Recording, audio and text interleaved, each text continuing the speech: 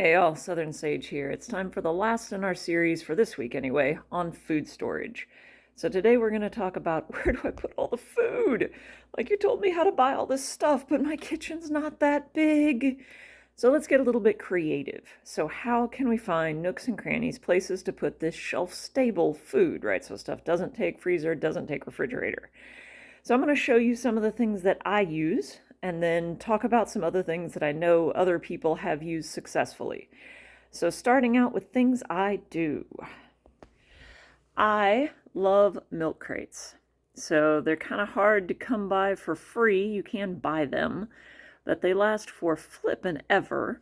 They're deep enough. I just kind of grabbed a handful of things. They're deep enough to hold full-size pasta, home canned goods, double stacks of regular cans. You can see I've got coffee, which is a critical storage item for me, and some Gatorade, like it all fits. And these stack up, so they take very little floor space, and you can make them eight tall if you need them to. I also take and put potatoes from the garden or winter squash in these things. Like, they're just awesome and multifunctional. If you can get some milk crates, do it. The other thing I've used successfully is drawers out of old cabinets. So this is a set of wooden drawers that a neighbor gave us out of an old cabinet where the box had fallen apart.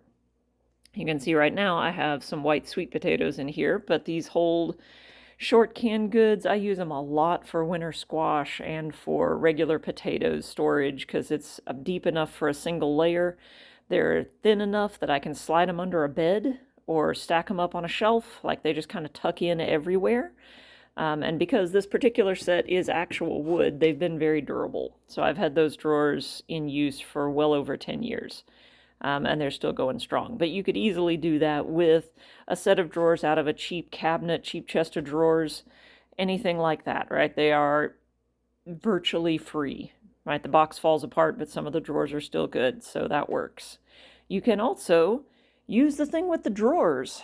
So this is a set of plastic drawers that we freed up from other usage in the house consolidation with my new family. And right now it is full of seed potatoes that are waiting to be planted a little bit later in the season for my second crop potatoes. But it's kept regular potatoes, it's kept winter squash, it's kept canned goods. Like, it's, until the plastic dies, it's a pretty space efficient way to store a lot of different foods. And I already had it. Like, these are not expensive things to get. And you can see I've got another milk crate with yet more sweet potatoes in it up on top. Another thing I use a lot of is a 5-gallon bucket. So I buy a lot of foods in 25 and 50-pound bags. And 5-gallon buckets with this lid is a Gamma Seal lid, which you can look up. I like them because they screw off, so I can get in and out of these, and then I use Mylar bags inside for anything that I'm not going to use quickly, because it keeps the light and oxygen out so the food stays drier. I'm not going to open it up, but there's also an oxygen absorber in that bag. So the foods that I keep a whole lot of, that I know it's going to take me a long time before I rotate through, I take the time to put them in the Mylar bags with the oxygen absorbers. So now I will tell you that getting those Gamma Seal lids on the 5-gallon bucket is a thing.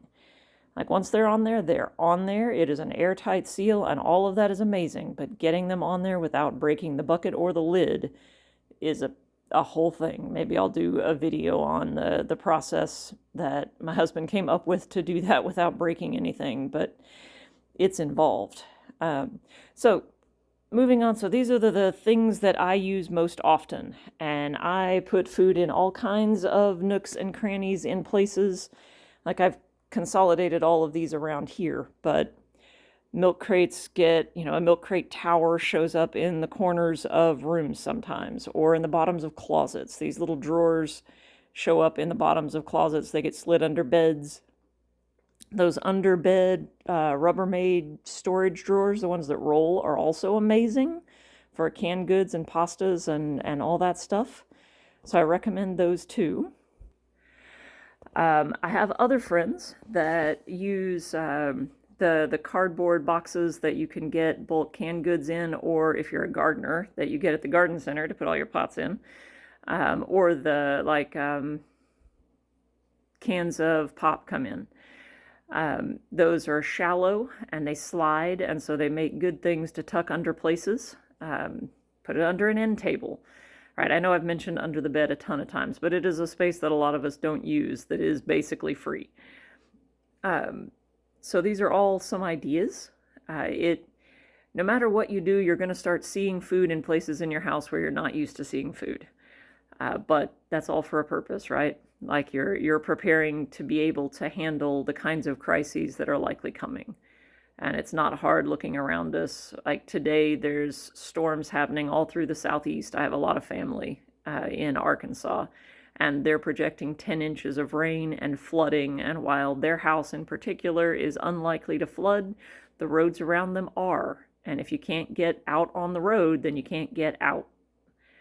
And so if you don't have enough food on hand to get through until something passable gets rebuilt, you're kind of SOL, right? So we're seeing around us now every day the reasons why we should all have more supplies on hand in our houses and be ready to take care of ourselves, but also to take care of our neighbors. So I encourage all of you to get creative, find some spots, right? Find some containers. They don't have to cost a lot. And get started building up your stores and getting ready. So thanks for watching this week. Tune in next week. We will be talking more garden stuff again because it's springtime and I want to get out in the garden, so I'm taking you guys with me. As always, like, subscribe, comment down below. Let me know what you think. Let me know what you're doing to creatively store food in your house, right? Let's share some ideas with each other, right? More hands make light work. Thanks, everybody.